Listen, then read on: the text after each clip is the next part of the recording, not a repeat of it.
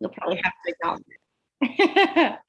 All right. So I have a super beautiful, super amazing, super intelligent guest with me today.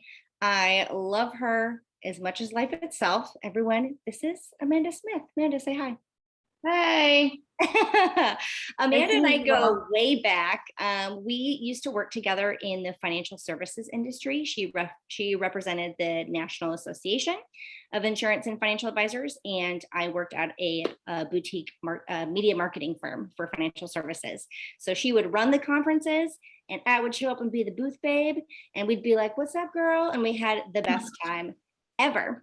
So, we've been in touch. I've since left that industry and Amanda has also, but I noticed since we remained friends on social media that she started a fitness studio of sorts. And I'll let her explain all that later. But what's really important about that is that um, I wanted her to be on the show. And I was telling her this before I hit record. And I want everyone to know like why this is so amazing because young entrepreneurship is hard. Like starting a business is hard. It's all risk. Super hard.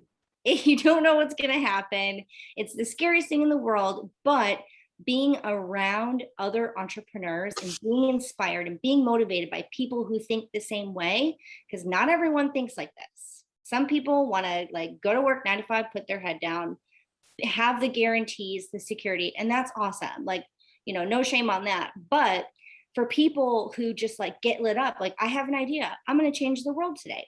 It's just a different mindset.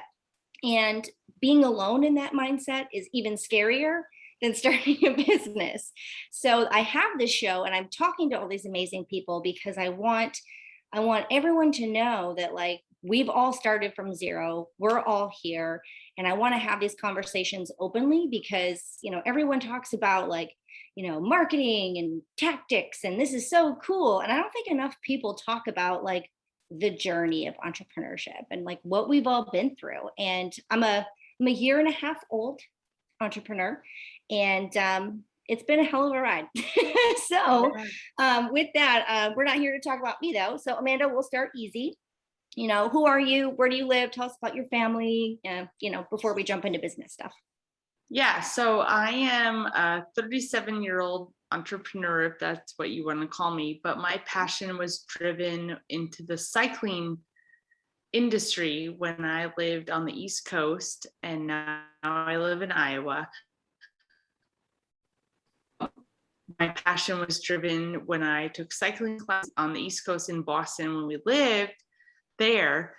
And I was like, okay, I like this. I love cycling. Like, who knew that someone would love indoor cycling as much as I did? But when I moved back to my hometown in Spirit Lake, Iowa, Northwest Iowa, if you want to look it up, we're a community of about 10,000 people because we live in a resort area. So our community is very big in the summer, and it kind of is not as big in the off season.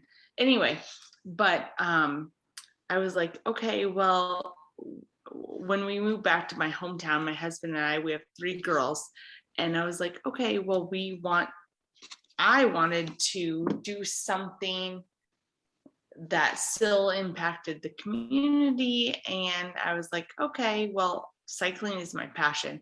And I went to the local YMCA, they had cycling classes, and then the cycling instructor started to fade off. So I was subbing the classes for the person that was supposed to be there. So anyway, I knew that it was my time that's my passion. What can I do differently? How can I make it A, affordable, and B, I'm not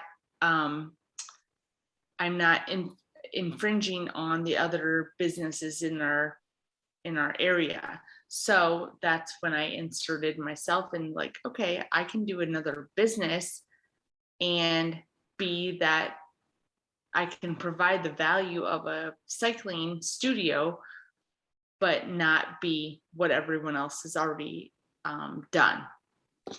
That's so cool. So what makes you different? You said that like you didn't want to compete with like, the YMCA and everything. So like what are you awesome at? So my awesome level is cycling. I am very passionate about cycling, and I thought that the other places in town, we don't offer this in our small community. We don't offer cycling outside of the YMCA, but the YMCA instructors are not maybe as passionate as I am. So I knew that my passion was in cycling. So I started my own business. And then I hired people to maybe do the same thing as me, but not the same thing as me. But I also offered my services at a price that they could also continue their memberships at a YMCA or wherever else in town. But I just knew that I was the most passionate cycling instructor in our community. And so I've had great response by that. And so I've continued to provide that service to my members. That's amazing because I think a lot of people have talent, whether they're entrepreneurs or not. But like I think like the passion, the excitement. Have you ever seen like people who like get on stage and they just talk and they're like, okay, here's some facts, very academic. And some people get on stage and they're like, whoa, they just Yeah. totally blow your mind. And like, and not just because they're like acting, but because they're just like so fucking thrilled to be there. Yeah. One of my favorite things about you, Amanda, like since the first moment I've met you, like if you're watching my show, you probably know that I'm a little bit Ah, yeah. like I'm like that. Um and you are too. I was like, oh my God, she gets me. And she's like 100 feet taller than me, but she was like, Jade, what's up? Good to see ya. Yeah, you made me feel at home from like the first moment I've met you. And I'm sure that translates into like your teaching style and like how Yeah. you treat your employees, which is really important as well. So how long has your business been operating? So we are coming up on 3 years in December 17th will be my mark of my 3 years of my business. And full disclosure, like we are like any business, I'm not going to sit here and tell you that everything is fruitful and whatever. We are very fruitful in the class that we offer, but our night classes suffer because weather and people have good intentions of going to a fitness class in the morning, and then when it Yeah. comes around to the end of the workday, they're like, I don't really need to go. So for us, that's how we like we fall off on the spectrum of our night classes are very low attended. Mm. So, So but our how morning is classes it are harder very what? like running a business and like getting people excited about fitness? Is it harder than you thought it would be? Like, do people share your energy when they show up? Like, how do you? Yes and no. Harder? I've like coming up on year 3. I feel like we are starting to move into the old news category, but Mhm. not that there's another business in town that's stealing our business. It's like Mhm. it's it's like I just don't know what I want. That's where they're at in their stage of fitness, I guess. It's Mhm. not like they're going somewhere else. It's that they're like, I don't, maybe I'll try a at home workout. Maybe I'll try this. Mhm. That's what it is. So Yeah. So, do you think running a business is harder than you thought it was going to be, or like what? Actually, let me take that back. What do you like most about being a business? Because I know it's not the only thing you do. I know that you've had various like marketing jobs and whatnot. So like, what do you enjoy about being your own thing and making your own decisions versus working for larger organizations? Right. I do like owning like the autonomy of, you know, whatever goes at my, like, it's my business. So all my instructors, I have 6 very committed instructors. And like I said earlier, the night classes at this time of year is very hard, Mm. but they're so committed to me and they have loyalty. And I think I do a great job of keeping them motivated and appreciated, that they're still there for the long haul, knowing that fitness is important to a lot of people. Um, but at the same time, like, the morning class people, if they fall off the wagon or something, where our biggest push of people is, they're just, it, it's a cycle where they're Yeah, but peaking and valleys and whatever, and yeah. you can't really describe it. Like, the fitness industry is very peak and valley depending on the seasonality of what you're doing. Oh, for sure, for sure. Yeah, Yeah. seasons are great. I mean, right now I can just the last month, like, it's getting darker earlier and I'm finding Right, for myself, sure. I bet that bleeds into all areas of life, but especially exercise when you're yeah, Yeah, no, I totally yeah. get that. I'd rather exercise in the morning too. I 100% understand that. What would you tell yourself in the beginning, so 3 years ago, that you know now? Um, I think that I would tell myself that your expectations, like, when you start a new business, everyone's super excited about it. They're all going to come. I think that I would tell myself that you need to know that things are going to level off, and people are going to trust you for the services that you provide, and they're either going to stick with you, or they're going to, the people that maybe didn't, uh, I don't want to say approve, but the people that didn't stick with you um, are going to fall off. And like any Do you think it's diet more or about whatever, you? Do you think like fitness, your leadership nutrition. qualities helped more than anything else? Because I mean, you're Yes, like you're magnetic. Like when I'm around you, I just like want to stick around you. right. And so that's my personality, but a lot of magnetic personalities, they only go so far. So Mm. it's, I can say what I want to everyone, and only goes for a extended period of time. And you have to try to figure out how to get new people invigorated to doing what your passion is, right? Mhm. Yeah. Yeah, So yeah. So I got a question for you.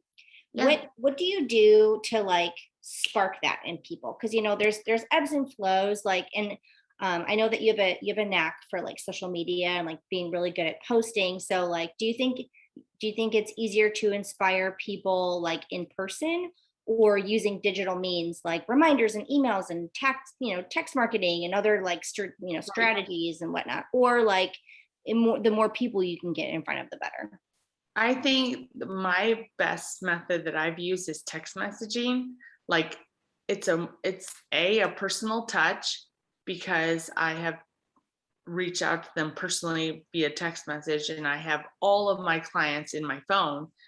And then, like, oh, if they get a text message from me, they're like, oh, she's watching me, like, I haven't been to class or something. That's more motivating than a generic email that's coming to them, or a social media post. You know what I mean? So Mhm. it's very personal.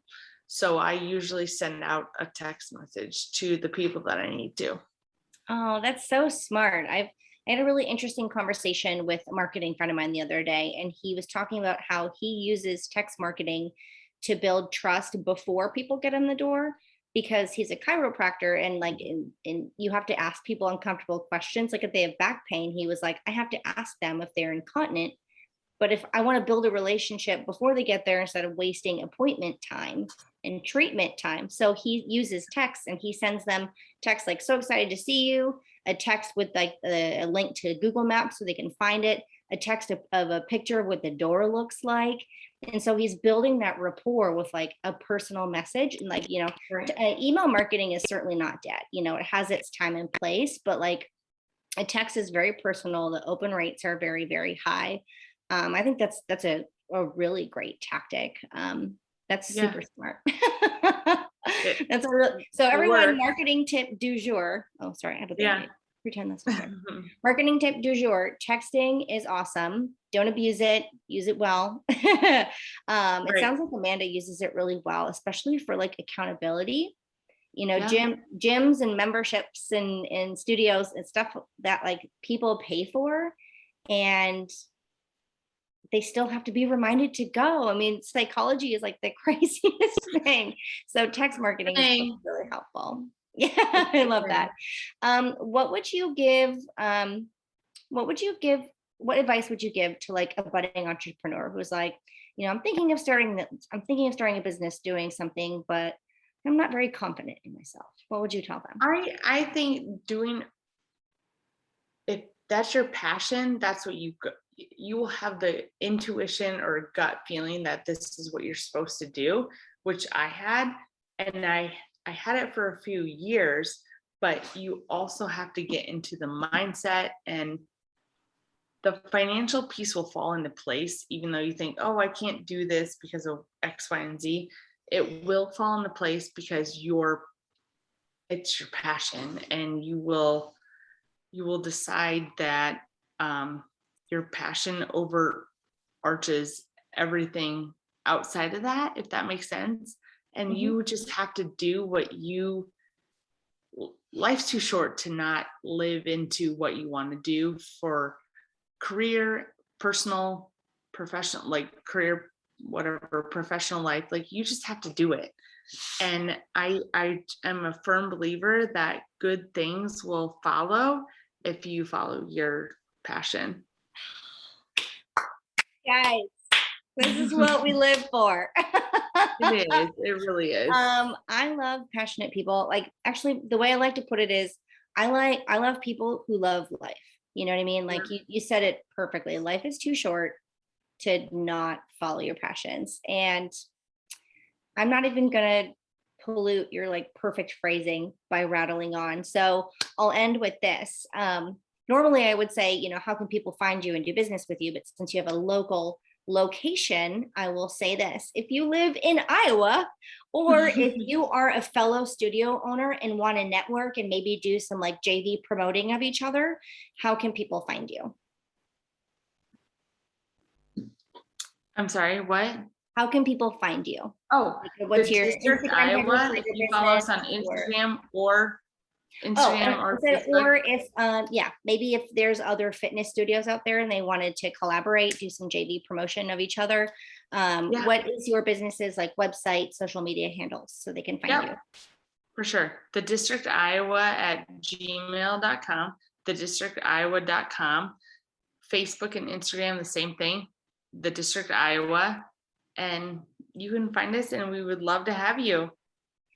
I love that. Why is it called the District? That'll be the last thing. Why is it called the District? So I had a girlfriend that's also in marketing, and I was like, what do I name my studio? And she goes, is there any certain part of town, because we're a community of 5,000 people, is there a certain district or area of town that people congregate to? And she goes, what about the District? And I was like, oh, here I am. So that's so cute. Here I am. It's catchy. It reminds me of like, there's like restaurants and bars opening in these like industrial chic, like warehouse type environments. That's what it makes me think of.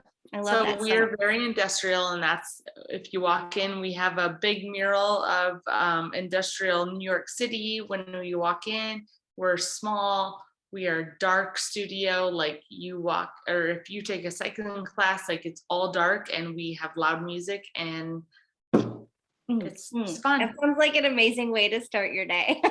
Yes, I agree. Amazing.